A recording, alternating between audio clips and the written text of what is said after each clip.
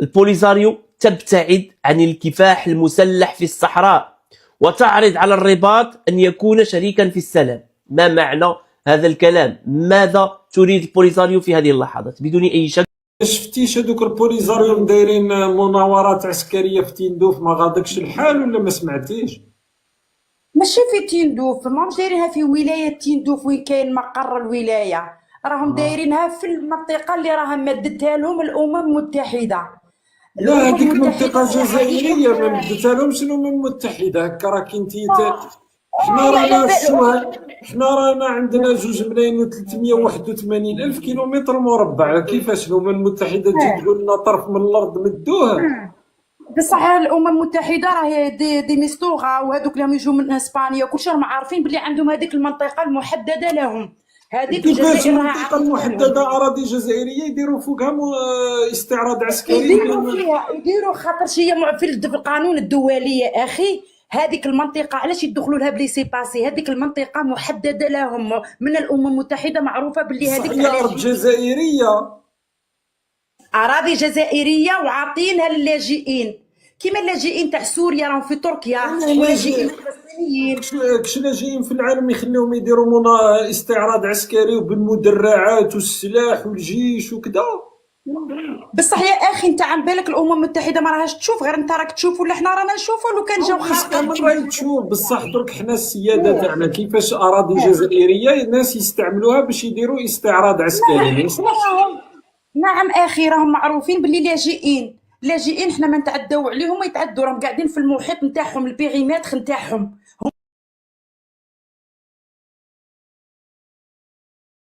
انا بلا نروح للسلطات الفرنسيه نقول لهم يعطيوني شويه سلاح. لا ما تقدرش، هما راهم لاجئين امميين معترفين بهم كاع من الامم انا المتحده. معترف بي انا لاجئ سياسي بموجب الاتفاقيه تاع جنيف. انا في بلادك ليست لك حرب في بلادك يا اخي، هما راه عندهم احتلال وحرب من 1975. ضد النظام هذاك الوقت نروح نقول لفرنسا عطوني السلاح باش نواجه النظام الجزائري. لا ما تقدرش، انت شخص وهما الشعب، انت شخص وهما الشعب. ندير حزب سيدي ونطالب بالسلاح في فرنسا. ما تعتبرش فرنسا ما تخليكش، لانك ما كانش ما عندكش ان كوز. هما عندهم ان كوز. عندي ان كوز هي طحن النظام الجزائري. كيفاش فرنسا تعطيني الاسلحه باش نطحن النظام الجزائري؟ لا سي با باغي يا اخي، مش كيف. هما الشعب يحوس على الاستقلال تاعه، هما الشعب الصحراوي، هما الشعب. وانا اريد قلب النظام الجزائري باش تحرر الجزائر. فرنسا تعطي ما كانش بلاد في العالم تعطي الاسلحه للاجئين. كيفاش حنا في الجزائر عندنا تندوف فيها جيش ولا ميليشيات مسلحه دير استعراض عسكري؟ فهميني. يديروا استعراض عسكري في البيريمتر نتاعهم اللي محددتها لهم الامم المتحده. الامم المتحده راه محدد لهم بيريمتر. الامم المتحده قالت لهم ديروا الخيم فيما مضى. الامم المتحده قالت لهم ديروا الخيم ولجؤوا. كما انا درك في فرنسا بموجب الامم المتحده يعني بموجب الاتفاقيه تاع جنيف تحميني الامم المتحده باش نبقى مقيم في فرنسا كلاجئ سياسي. دونك انا حاب نفهم دركا كيفاش حنا اللاجئين اللي عندنا في الجزائر يديروا استعراض عسكري باسلحه ثقيله فوق الاراضي تاعنا. هذه مشكله. هذه لو كانت عندهم راهم خارقين القانون، الامم المتحده هي الاولى اللي تهدر. بيسكو ما راهمش خارقين القانون، راهم احرار في هذاك البيريمتر. الجزائر قالت لهم انا عطيتهم، حددت لهم بيريمتر، انا عطيت لهم هذيك. نهار اللي يولوا يرجعوا لبلادهم يرجعوا، مادام هذه في بلاد واحده اخرى دارتها ولا غير الجزائر في العالم؟ مثلا حماس يخليهم يديروا مثلا يديروا وزاره دفاع في بلد واحد اخر. ما كانش بلاد واحده اخرى تسمح بانه يديروا.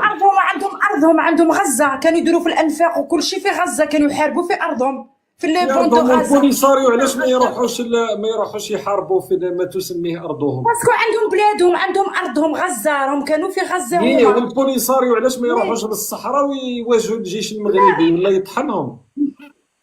ماشي يطحن، وما يطحنش الجيش المروكي. كنت طحن سبته وهذيك الخيط وعلاش الازرق مالا البوليساريو، وعلاش البوليساريو ما يروحوش في الارض؟ شوف يا اخي ما ينجم انا نتناقش معاك نقاش يا اخي، ما ينجمش يطحنهم لا خاطرش هذوك اوكي اللاجئين. مدام اوكي، وعلاش مالا راهم عندنا في تندوف علاش ما يروحوش يواجهوا الجيش المغربي اللي هو حسبك ما يقدرش عليه؟ يواجهوا فيه، راه كاين حرب في العازله، المنطقه العازله راه كاينه حرب في المنطقه اوكي في العازله. الحرب، علاش الان ما يدخلوش لتما ويعيشوا لتما بما انه الجيش المغربي ما يقدر يدير لهم والو؟ هما كانت في 91 حبسوا الحرب الحسن الثاني، هذا لا قالوا من حبسوا دور الحرب. قرقرات في 2020 البوليساريو خرق وقف اطلاق النار، ما بقاش وقف اطلاق النار. شفنا يا اخي مؤخرا الجيش الموريتاني راه في القويره، خرج العلم تاعه وراه في القويره يا اخي. هذه يا مدام شفناها يا اخي، رانا نشوفوا رانا لاكتواليتي، رانا نتبعوها، رانا نتبعوا لاكتواليتي يا اخي. فيها عند بونيف، هذه رانا نتبعوها، رانا نتبعوا لاكتواليتي يا اخي. فيها عند بونيف هذه. ايه مي يا اخي انا حبيت نقول لك، اسمع بونيف راه مش مصبره مدام. حبيت نقول لك يا اخي حبيت نقول لك هذوك لاجئين حنا عندنا يلق حنا نحافظوا عليهم. جاوبيني شوفي هذه برك قبل ما تروحي اخي، خليتك تهضري براحتك، انا حابك برك تجاوبيني.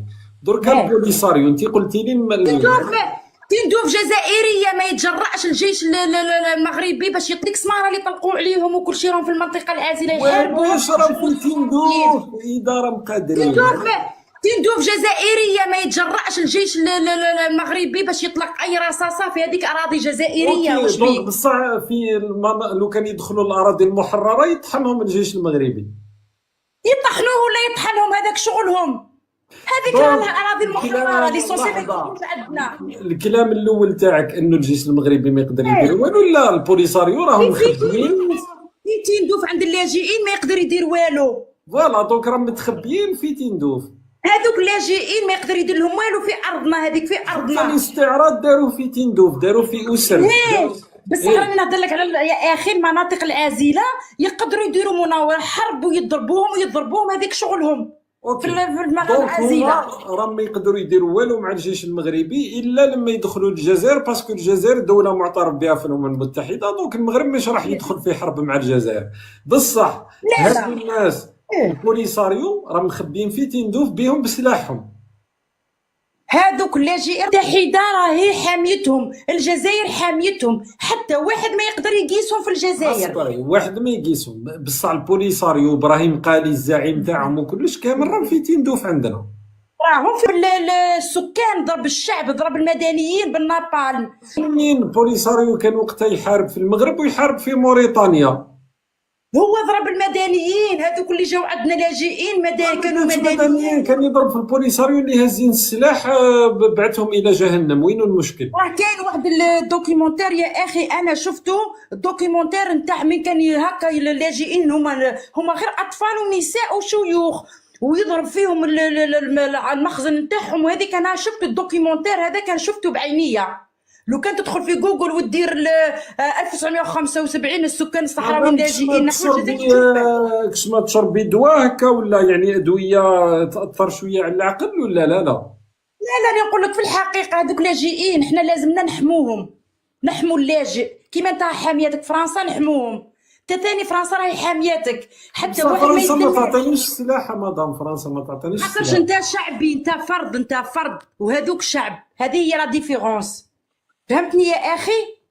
انت دروك انت غير شعبي واحد ما تقدرش ديرها لك، هما الشعب. وانا نقول لك باللي الوثائقي هذا اللي راكي شفتي وثائقي وما فهمتيش، يا كنتي في حاله غير طبيعيه. تسمى القصه تاعك. لا شفتهم انا، شفت الصحراويين، شفت الصحراء الغربيه والشعب الصحراوي ويحاوزوا فيهم يضربوا فيهم، انا شفتها بعيني، ما عنديش ما نتذكرش العنوان وما نتذكرلكش هذيك، بصح كي انفو المروكيه تطحن الجزائر.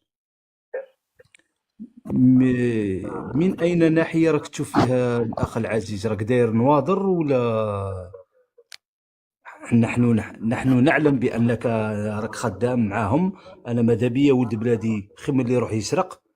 معليش أسعد شرعي ما راش خير منك ولا فرحات مهني. ماذا بيا الأشخاص، نقطعك مباشرة، الأشخاص خصوصا القاذورات لا يذكرون في اللايف تاعي. اما فرحات مهني على اساس انه على راس حركه الماك، انسان شخصيه عامه ممكن تذكره عادي، لكن قادورات من نوع الاخوان المسلمين ناس ما عندهم حتى اهميه لا يذكرون عندي. الشخصيات العموميه ممكن انها تذكر. نعم نعم. اوكي. شوف يا الاخ العزيز، الدبلوماسيه الجزائريه، كل العالم راه يشوف باللي عزلت هذه مملكه المروك، عزلتها اقتصاديا، دبلوماسيا من المملكه 2017. المغربيه يقولوا لا، ما يقولوناش مملكه المغرب. سميها انت راك خدام مع الحموشي، سميها كيما حبيت. انايا دونك جديدي عندهم الجزائر كي المروك. يقول لك واحد مملكه تربيه بيوت الرذيلات تتقبلها؟ انا ما سبيتهاش، هذا اسمها المروك. اسمها المروك اللي خارجه اسمها مملكة، المروك. اسمها في البيانات تاع الخارجية، هناك بيانات للخارجية الجزائرية تذكر المغرب بالمملكة المغربية. هذا كلام دبلوماسي، هذا كلام دبلوماسي. وهنا عندي حنايا ماكش في قهوة موح. حنا كي تتكلم يا اما تكون محترم يا اما راح تنزل، ولا ما تقولش، ولا قول العدو الكلاسيكي كما يقول شنقريحة. لكن باش لا، العدو تدير الكلاسيكي عبارات هو فرنسا. مسيئة لا. العدو الكلاسيكي هو فرنسا. هذا ما نجموش نرتبوا راك تكذب هذه في المملكه شنقريحة اللي بعدو. قال العدو الكلاسيكي هو الجار الغربي. لا على فرنسا، ما قالهاش على الجار لا الغربي. لا لا لا، قال على الجار الغربي. الذخيره، شوف، الذخيره الحيه غاليه والهدف رخيص، ما نجموش شوف الاخ، ما كانش ارخص من الجزائر اليوم للاسف مع النظام الجزائري، لكن نقول لك بانه انا متفق معك فيما قلت انه لا القضيه رخيصه. قلت لك الهدف رخيص، الهدف رخيص. الجزائر اليوم الصراحه رخيصه يعني مع النظام الجزائري. نعم. شوف لكن شنقريحه لما تكلم على عدو كلاسيكي هو المملكه المغربيه، لم يكن يتكلم على فرنسا. شوف يا كما قال، عندما تعرف السبب يبطل العجب. انت يا بالك كان انا ما قلتلكش انا عميل المخزن واتبنى ذلك، لكن انا تجيني بقضيه تقول انه شنقريحه تكلم على فرنسا لما قال العدو الكلاسيكي، لا كان يذكر المغرب. لا، كان على فرنسا. لا، كان على وجلة فرنسا. الجيش وقتها، انا لانكم انتم ما تتابعوش الاحداث، وجلة الجيش وقتها التي رافقت الخطاب تاع شنقريحه رافقته بما قال حول المغرب. لو كان ترجع لمجلة الجيش في ذلك الشهر، لانكم انتم تهزوا الكلام وتحبوا تبداو تفلسفوا، عمره ما استعمل مصطلح العدو الكلاسيكي ضد فرنسا. شو ما نقدروش نصنفوا هذه المملكه، هذه المراكشيه، ما نقدروش نصنفوها بعدو. جامعة الحيوان قلت لك، يا اما تقول المملكه المغربيه يا اما تقول عباره محترمه. انا هادو القصايص تاع طبيب الفئران ومملكه ما على باليش واش وكذا، راني قلت لك هذاك الوقت واحد يجي يقول لك الجزائر مملكه تربيه بيوت الرذيله. الاساءات ولا هذه غير نسى عندي. انا صح ما نخليش مثلا المغاربه يطلعوا يدخلوا عندي، بصح في البيت تاعي عمره ولا واحد يقدر يتجاوز معاهم، لا على تاريخ المغرب لا على المغاربه لا على العرض تاع المغربيات لا اي شيء. معليش لا عليه ويبقى عليه قضيه احترام الارض. هو دار لهم العلم المروكي هذا جدك بن غبريط. جيت انت بن غبريط، بن غبريط الحركي، هذاك من وراه جدك. بن غبريط حركيه. بن غبريط هو اللي دار العلم المروكي. بن غبريط عادي عاش في الجزائر فيما وش هو الاشكاليه؟ عاشوا العائله وصارت وزيره. زعما هذاك نوريه بن غبريط رمعون وزيره في الجزائريه. كيفاش تقول له حركي؟ ماشي نوريه بن غبريط. بن غبريط هذاك الحركي. لا انت قلت بانه حركي، معناتها انت تقول بانه ابناء الحركه حكموا الجزائر. لا، بغيت نقول لك انت حفيده، زعما ما مش نخلعش. حفيده، لكن نوريه بن غبريط من عائلته. هل تقصد بانها حركيه من عائلته؟ هل تقصد بانها حركيه؟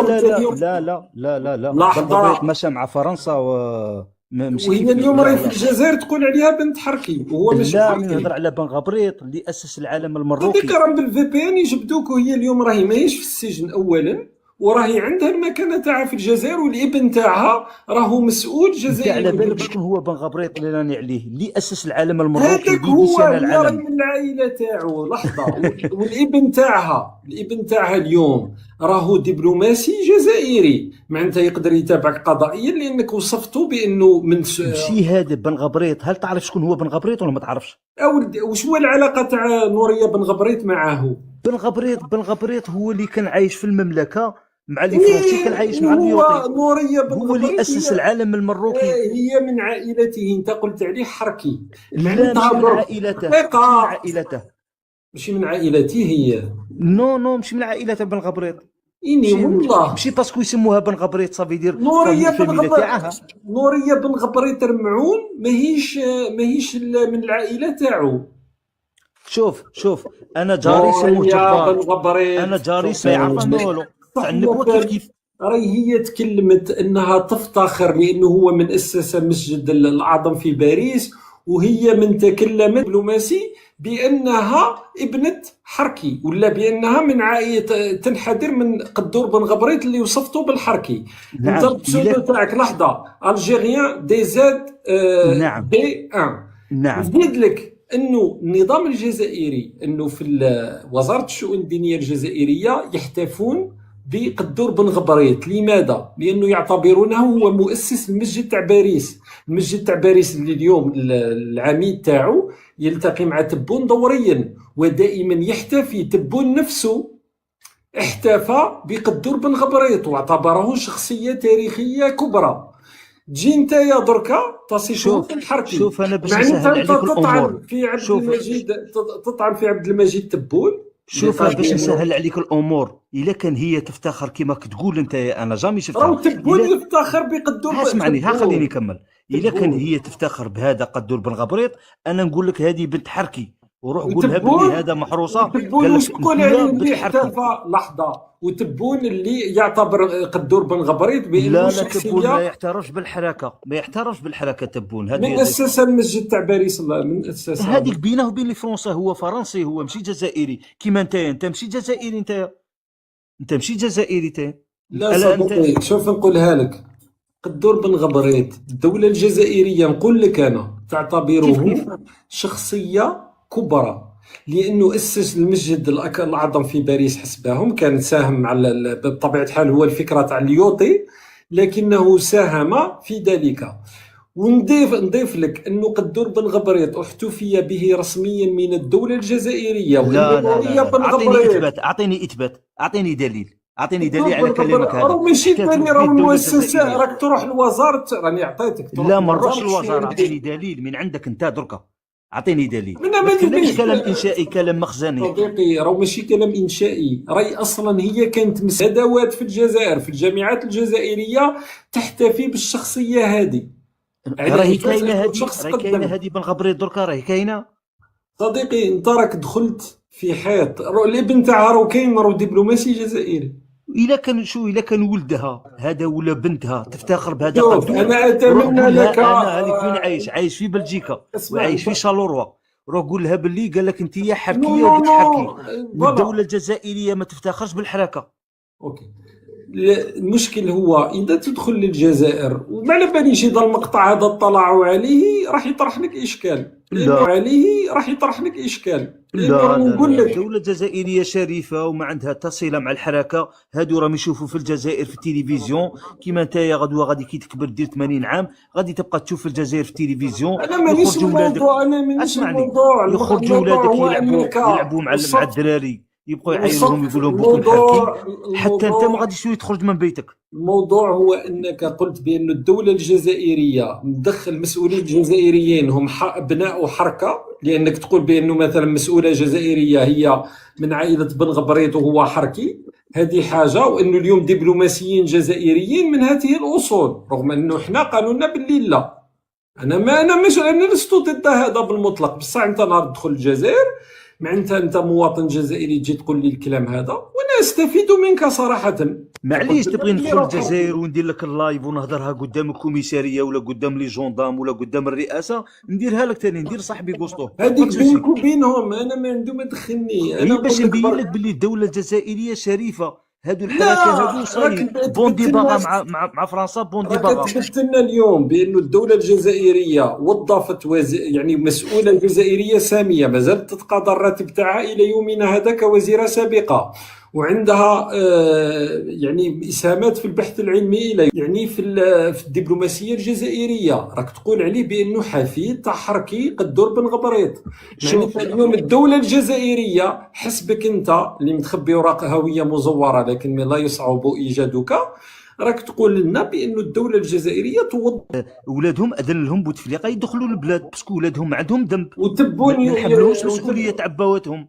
كيما انت يا غدوه، دوكا كيما انت وليت غدوه دوكا ولا لا لا يقدر كنت ولدك. تقول عليا انا وكنت تقول عليا انا اسمعني، من كيما انت يا الحركة غدوه ولدك يقدر يدخل للبلاد، بصح انت ما تدخلش. ما نحملوش ولدك على الله الخيانه رجعت تاعك والعماله اسمع تاعك، رجعت نحملوها دركا لولدك. رجعت دركا انساني ولا تزير ها وزيرة والله لا الوزراء تزير لا. وزيره. ما كنتش مع الاول كنت حركي وكدا والحركه واذا كانت هي تتبنى قلت لك هو حركي، ولكن هي تفتخر به، هي تاني حركيه بصح. والدوله تاعنا كون على بالها بلي هي تفتخر بهذا جدها العميل، ما غاديش تدخلها في لا هذاك لا لا المنصب. ما قلتش العميل قلت الحركي الحركي العميل قدور بن سميه واش غبريط حبيت، الخبارجي كيما سماكم تبون الخبارجيه، خبارجي يا سيدي. قدور بن غبريط راك غلطت فيه راهو اللي صح. انا نقول لك ماهوش لا يوصف بالحركي معناتها ماهوش داخل في الحركه. المهم خلينا انت راك تجنيت على هذاك عميل واللي يفتخر به عميل، وحتى ولو كان بويا يفتخر به ونقول له انت عميل. انت اليوم عطيت لنا حاجه مهمه، انا هذيك بينك وبينهم وما يديروا لكوش نعم نعم.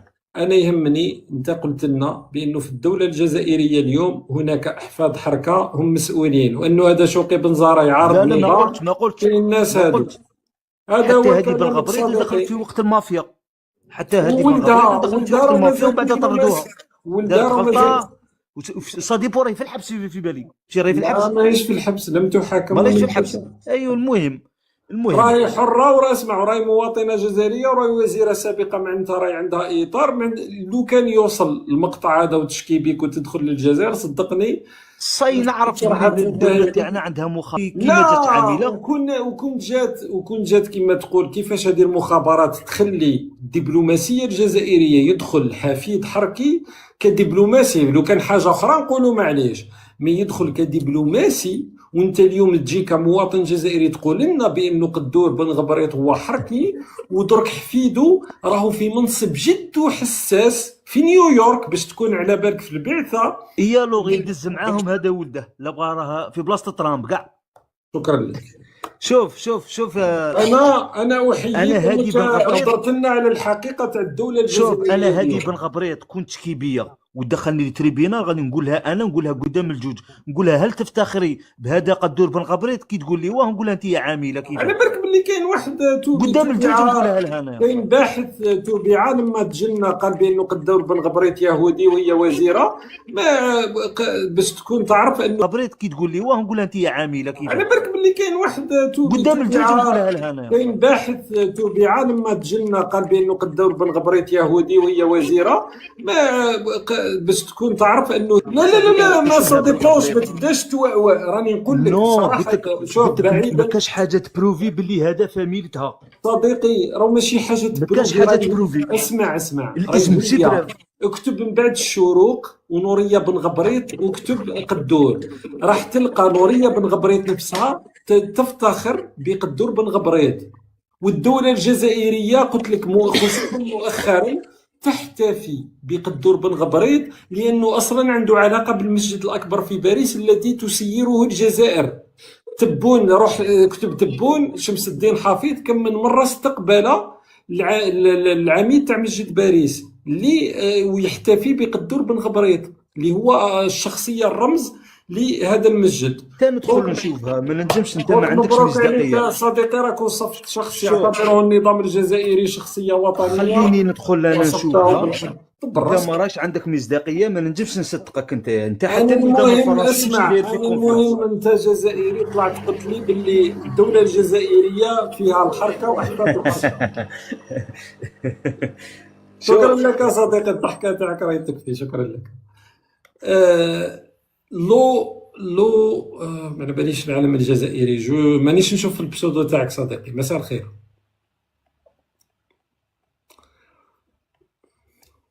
يا استي عطنا معلومه حصريه. الدوله الجزائريه توظف الناس ولا اروع. مساء الخير.